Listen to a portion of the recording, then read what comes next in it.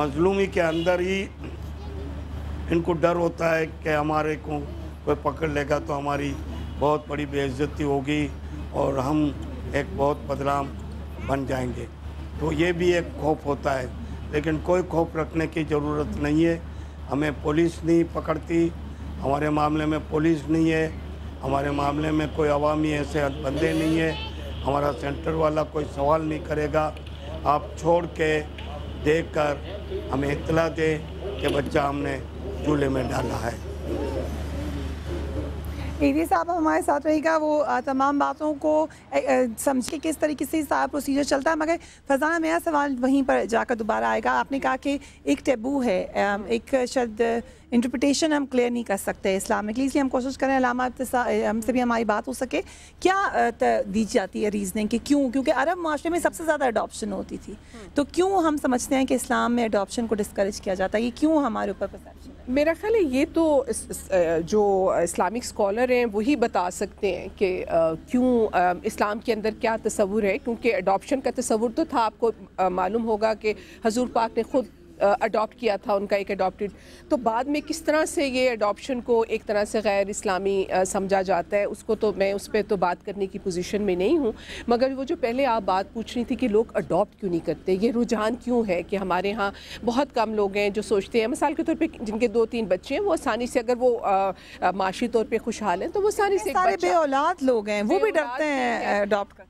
हाँ, वो भी इशू होता है क्योंकि हमारे यहाँ ये जो तसव्वुर है ना कि ब्लड लाइन का, कि मतलब अगर बच्चा आपका खून है, ये जो तसव्वुर है कि आपका खून है तो फिर वो आप उसके ऊपर आप इन्वेस्ट करें और तभी आप उस बच्चे की कोई पालने पोसने पे आपको इन्वेस्ट करना चाहिए, या वो बच्चा आपका इनहेरिटेंस उसको तब मिलेगी। हाँ, इनहेरिटेंस उसको तब मिलेगी। तो मैं समझती हूँ कि ये जो रुझान है कि मतलब इसमें वही बात है कि एक जो इंसानियत का रिश्ता है, क्योंकि देखें कि जैसे वो अपने बच्चे को छोड़ गई हैं, जो माँ अपने बच्चे को किसी भी मजबूरी में माँ बाप छोड़ गए हैं, आज जो छोड़ के गए हैं, आई मीन बहुत ही अनफॉर्चुनेट बात है। क्योंकि बच्चे का पहला हक तो ज़ाहिर है कि माँ बाप की शफकत और उनकी उसका होता है केयर का। लेकिन इस बच्चे को जो पालेगा ना, ये बच्चा पालने वाला, पालने से, साथ रहने से, इसके साथ जो बंदा दिन रात मेहनत करेगा, उसका इम्पॉर्टेंट पॉइंट, बहुत इंपॉर्टेंट पॉइंट आपने फरजान साहब उठाया। थोड़ा सा बच्चों से भी बात करेंगे क्योंकि बड़ी देर से इंतज़ार करें कि एक तो माँ बाप होते हैं जो कि जन्म देते हैं बच्चे को, मगर जो पालने वाला है उसी ने आपका ज़हनी सेटअप बनाना है, आपका ज़हनी मेकअप करना है और बताना है कि किस तरीके से आपने माशरे में अपनी जगह बनानी है। और अगर वो सही तरबियत वहाँ पर नहीं होगी तो आगे जाके माशरे में बहुत सारे मसाइल का सामना हो सकता है। यहाँ पे कुछ बच्चे हमारे साथ मौजूद हैं, हम उनसे भी बात करते हैं ताकि थोड़ी सी उनकी भी इन्वॉल्वमेंट हो। अस्सलाम वालेकुम। वालेकुम सलाम। आप कब से रह रही हो यहाँ पर? 4 साल हो गए। 4 साल से रही हो। नाम क्या आपका? सबा। सबा, अपना घर याद है आपको? नहीं याद। कितनी उम्र है अभी? 10 साल। 10 साल है। और आपकी कितनी उम्र है? 13 साल है। आप कब से हो यहाँ पर? 2 महीने हो गए। 2 महीने हुए हैं। तो उससे पहले कहाँ थी? घर में। कहाँ पे है घर? पेशावर। तो पेशावर में और कौन कौन है? नानू है। नानी है। तो कैसे छोड़ के गए आपको? कौन आया था आपके साथ? याद होगा, अभी तो 2 महीने पहले की बात है। ये नानू छोड़ के गई है। नानी छोड़ के गई थी। तो अम्मी का है? अम्मी अबू नहीं है, फोत हो गई। क्या हुआ था उनको? बीमार थे। बीमार थे? दोनों बीमार थे? क्या इनकी माँ बाप के साथ हुआ था? इसकी अम्मी भी बीमार थी, अब्बू भी बीमार थे। तो पिछले दिनों में इसको फौतगी का पता चला, इसके अब्बू की डेथ हो गई थी अभी कुछ दिन पहले। आप कह रहे हैं तो यहाँ घर याद आता? यहाँ पे किस किस के साथ रहती हो? बाजू के साथ, आंटी के साथ। और आप कब से हो यहाँ पर? 1 साल से। 1 साल से हो। तो तुम्हारी सहेली है यहाँ पर? जी। अच्छा, और आप बताएं अपने बारे में, आपका नाम क्या? निमरा। निमरा, आपको अपना घर याद है? जी। कुछ बताओ अपने घर के बारे में, क्या बात याद है? जब मेरे अब्बू होते थे हम लोग इकट्ठे रहते होते थे, तो अम्मी भी होती थी। अब साथ रहते थे, स्कूल पढ़ते थे, कुरान पाक पढ़ते थे, या भी पढ़ते। तो मुझे बातें याद है अब्बू की, अम्मी की। तो अम्मी अबू कोई खिलौना ला के देते होंगे, कोई गेम खेलते थे? क्या क्या गेम्स कौन सी खेलती थी? खेल क्या खेलती थी? मैं खेल रस्सी टिप्पा खेलती थी। अभी कौन कौन है? दोस्त कौन है यहाँ पर? एक ही है। ये दोनों तो सहेलियाँ यहाँ पर? ये कमरे में रहती हैं दोनों। अच्छा, और बाकी बच्चों के साथ आप लोग क्या करते हैं? डिसिप्लिन क्या होता है? कितने बजे सोना? पढ़ाई का क्या होता है? पढ़ाई के ऊपर स्कूल है, स्कूल में भेजते हैं बच्चों को। और वहाँ पे आप लोग खुद ही पढ़ाते हैं? नई टीचर आती है। टीचर आती है पढ़ने के लिए, पढ़ाने के लिए बच्चों को। तो बच्चे जैसे एक कमरे में एक मेंबरशिप नहीं होता, बड़ी लड़कियों को एक उनके साथ साथ उनका होता है। साथ ही साथ मैं वेलकम करूंगी अल्लामा इब्तिसाम इलाही ज़ही साहब, हमें ज्वाइन करें। अस्सलाम वालेकुम अल्लामा साहब। वालेकुम अस्सलाम वरहमतुल्लाहि वबरकातुहू। बहुत मेहरबानी मेरे प्रोग्राम में आने की। अल्लामा साहब, यहाँ पे हम इस वक्त ईदी होम में मौजूद हैं। आप ये बात कही गई, फजाना बाई साहब अभी मेरे साथ मौजूद हैं, कि शायद ये मिसकंसेप्शन है लोगों में अडॉप्शन के बारे में। इस्लाम क्या कहता है अडॉप्शन के बारे में? देखें जी, मैं समझता हूँ कि यतीमों की किफ़ालत करना और उनकी निगहदाश्त करना, उनके ब्रॉटअप के अंदर अपना रोल प्ले करना, ये इंतहाई अजर व सवाब वाला काम है। अल्लाह तबारक व तआला ने यतीम के माल और उसकी जो एसेट्स हैं उनके अंदर जो है ज़रा बराबर भी जो दरअंदाजी है उसको बहुत बड़ा गुनाह करार दिया है। और अल्लाह तबारक व तआला ऐलान फरमाते हैं कि जो लोग उनके माल को खाते हैं और उनके हक़ को अदा नहीं करते, असल में वो अपने पेट में जहन्नम की आग को भर रहे हैं। मैं समझता हूँ इसके अंदर जो अहम इशू सिर्फ एक है जो फ़िक़्ह इस्लामी से रिलेटेड है, वो ये है कि जब हम किसी बच्चे की किफ़ालत करते हैं तो ऐसी सूरत के अंदर हमें बुनियादी तौर पर उसके वालिदैन का जो शजरा नसब है उसको नहीं बदलना चाहिए। उसकी ब्रॉटअप में मदद करना, उसकी एजुकेशन में मदद करना, ये तो बहुत अच्छी बात है और इसको इस्लाम ने हमेशा इनकरेज किया। इसको क्या आप किसी बच्चे को गोद ले सकते हैं कि अपने पास अपना बच्चा बनाकर? देखें जी, इसकी दो सूरतें हैं। एक बात तो ये है कि वो आपका कोई अजीज़ हो, अगर वो आपके महरम का कोई मसला ना हो तो फिर तो कोई इसमें सिरे से कोई प्रॉब्लम नहीं। लेकिन अगर वो इस तरह का मसला है जिसके अंदर कोई बाद में पर्देदारी का मसला आ जाता है या इस तरह का मसला आ सकता है, तो मैं समझता हूँ उसके अंदर भी दो रास्ते मौजूद हैं। एक रास्ता है फीडिंग का और दूसरा रास्ता है कि उसको अपने बेटे या बेटी से आप उसको निकाह में ले लें। अगर निकाह में ले लेते हैं तो फिर भी ये सारा का सारा जो मुस्तकबिल में जो पर्दे का मसला है या महरम रिश्तेदारी का मसला है वो सॉल्व हो जाता है। तो क्या वजह है कि जो बे औलाद होते हैं पाकिस्तान में लोग, उनमें से अक्सरियत ऐसी है जो घबराती है गोद लेते हुए बच्चे को, ये क्या वजह है?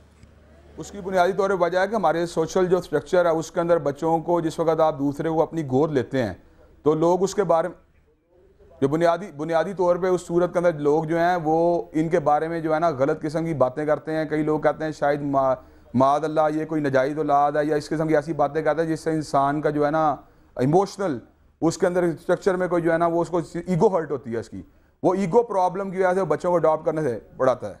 तो मैं समझता हूँ बुनियादी तौर पर ये बात है, इसमें कोई कबाहत वाली बात नहीं, कोई हर्ज वाली बात नहीं। अगर आप बच्चे को अडॉप्ट करते हैं ये तो बहुत अच्छी बात है।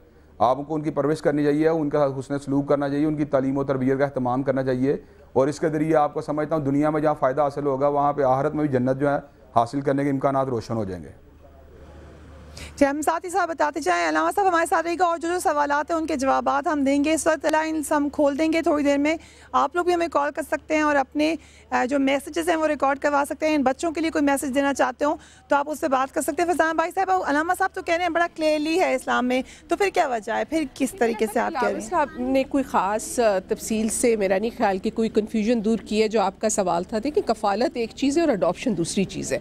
कफ़ालत तो ये है कि अगर हम मिसाल के तौर पर ये बच्चे यहाँ रह रहे हैं और अगर हम यहाँ पे इनकी कफ़ालत के लिए महीने में पैसे भिजवा दें तो वो भी हमारा है। अडॉप्शन का मतलब ये है कि मुकम्मल तौर पे आपने ज़िम्मेदारी लेनी है ना, उस बच्चे ने आपके साथ रहना है, फिर उसकी तालीम और तरबियत हर चीज़। और हमारे यहाँ क्योंकि अडॉप्शन का लॉ नहीं है और पेरेंट्स का जो राइट है, जो आपके मतलब इसके जो नेचुरल पेरेंट्स, मिसाल के तौर पे आज बच्चे को वो छोड़ गई हैं, कल को मैं ये बच्चा अडॉप्ट कर लेती हूँ, ठीक है। इस बच्चे की तरबियत जो है वो मैं अपने वैल्यूज़ के मुताबिक और अपनी इसकी पढ़ाई लिखाई में करूँ और कल को जब ये बच्चा और मेरा ज़ाहिर इसके साथ जो रिश्ता बनेगा, क्योंकि मैंने इसको पाला है, तो वो मेरा इसके साथ एक इमोशनल रिश्ता होगा ना। जो माँ दूर बैठी है या बाप दूर बैठे है उसका तो फिर साथ रहने का वो तो ख़त्म हो जाता है ना।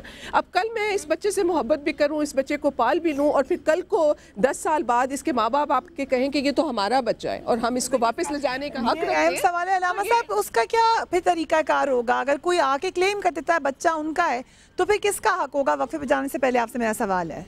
जी, मैं समझता हूँ कि इस मसले के अंदर अगर आपने बच्चे को अडॉप्ट करना है तो उसके वालिदैन को पूरी तरह पहले कॉन्फिडेंस में लेना चाहिए। अगर आप कॉन्फिडेंस में नहीं लेते तो फिर ये बात जो है मुस्तकबिल में ये नाज़मन आपको कोई ना कोई कन्फ्रंटेशन और कोई ना कोई क्लैश जो पैदा हो सकता है। अगर आप आपस में पहले ये बातें तय कर लेते हैं तो मैं समझता हूँ उसके बाद उसके जो नेचुरल पेरेंट्स हैं उनको उसकी जो है ना उसके उस सूरत के अंदर तरबियत के मसले के अंदर मैं समझता हूँ बातें पहले से तय होनी चाहिए। अगर तय नहीं होती तो ज़ाहिरी बात है कन्फ्लिक्ट पैदा हो सकता है। अगर तय हो जाए फिर कन्फ्लिक्ट पैदा होने के इम्कानात नहीं रहेंगे।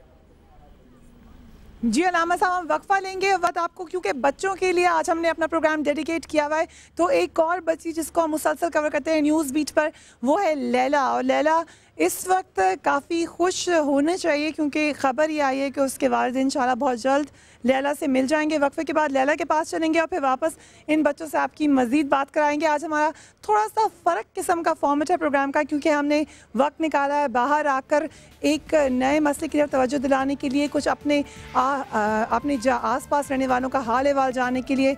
आप भी उस पर हमें कॉल कर सकते हैं। Call lines will be open after the break. वक्फा लेंगे, उसके बाद आपसे मुलाकात होगी। Keep watching news beat.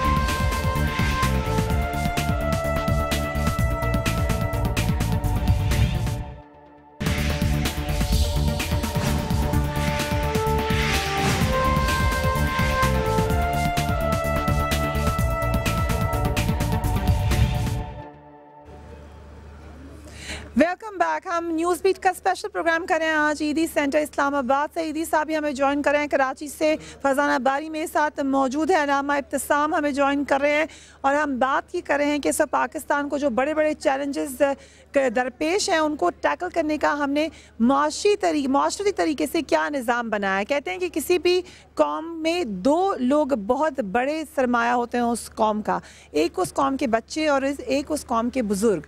मगर ईदी सेंटर में शायद हमें इस चीज़ का सामना होता है, इस चीज़ के बारे में आगाही होती है कि इन दोनों सरमायों को हम किस तरीके से डील कर रहे हैं। ईदी साहब, आप क्या समझते हैं कि एक कौम की हैसियत से हमने अपने बुज़ुर्गों और अपने बच्चों को वो हक अदा किया है जो उनका हक है? ये असल मैं तो जो काम करता हूँ इंसानी नाते काम कर रहा हूँ। बहरहाल इसमें बहुत सी कोताहियाँ नज़र आ रही हैं कि बच्चों की केयर करना, बच्चों को छोड़ देना, चले जाना, ऐसे बहुत से वाक़े मेरे उसमें। हमारे यहाँ 1700 बच्चे दाखिल है पाकिस्तान के अंदर और ऐसे सब मिलाएं तो 19,000 लोग दाखिल हैं। बहरहाल हम एक इंसानी नाते ये काम कर रहे हैं, इसकी वजह से हम ये काम चला रहे हैं और कोई हमें मजहबी रुकावटें नहीं आई, ना कोई सामाजिक ना सियासी, हमें कोई परेशान नहीं कर रहा। सारे पाकिस्तान के अंदर एक ईदी सेंटर ऐसा इदारा है कि जो एडॉप्शन का काम करती है और बच्चों को लेती है, बच्चों को देती है। खूबसूरत बात की है ईदी साहब कि जब कोई करना चाहता है तो कोई रुकावट सामने नहीं आ सकती, ना रिसोर्स की, ना किसी टैबू की, ना किसी और तरीके की। मगर आपने खुद कहा कि ये वाहिद इदारा है, मगर स्टेट किधर है जो जिनका फ़र्ज़ है, जो हुकूमत के एहलकारान हैं वो इस मामले में क्या कर रहे हैं? क्योंकि किसी भी दुनिया के मुल्क में आप चले जाएं जो कि तहजीब याफ्ता अक़वाम है, वहाँ पे ये स्टेट का काम होता है कि अपने शहरियों को वो तहफ़्फ़ुज़ दे। जब ये तो हमारी बुनियादी कुछ कमज़ोरियाँ हैं। कौन सा पाकिस्तानी ऐसा नहीं है कि जो टैक्स चोरी ना करता हो, और अरबों रुपये की हम नकामी चाय पी जाते हैं, गरीब से लेकर अमीर तक। हम तंबाकू नोशी करते हैं, सारी फालतू चीज़ें इतनी कर रहे हैं कि कौम में से गुर्बत नहीं जा सकती। अब ये गुर्बत का मसला भी है, महंगाई का भी मसला है। इसको हल करने के लिए स्टेट जो अपने तरीके से कोशिश करती है वो करती रही, लेकिन इनको सबसे बड़ी रुकावट आपके घर की एक मेहमान आपके घर में, यहाँ पे मैं आपको अल्लाह लंबी उम्र से ज़िंदगी दे, बहुत बड़ा काम किया आपने हमारे मुल्क के लिए। एक बच्चों से तो हम बात कर रहे हैं और हम बात ये कर रहे हैं कि वो माँ बाप जो बच्चों को छोड़ जाते हैं यहाँ पर, मगर यहाँ पे मेरे साथ एक खातून है, अगर आप इधर को थोड़ा सा देखिएगा, जो हम बच्चों को बड़ा करते हैं प्यार से कि वो हमारा ख्याल रखें, और जब मौका आए, क्योंकि जब जिस बच्चे को हाथ पकड़ के चलाने वाले माँ बाप होते हैं उनको फिर यहाँ पे छोड़ जाते हैं। कुछ बच्चे ऐसे बदकिस्मत होते हैं। ऐसी ही खातून मेरे साथ मौजूद है। अस्सलाम वालेकुम।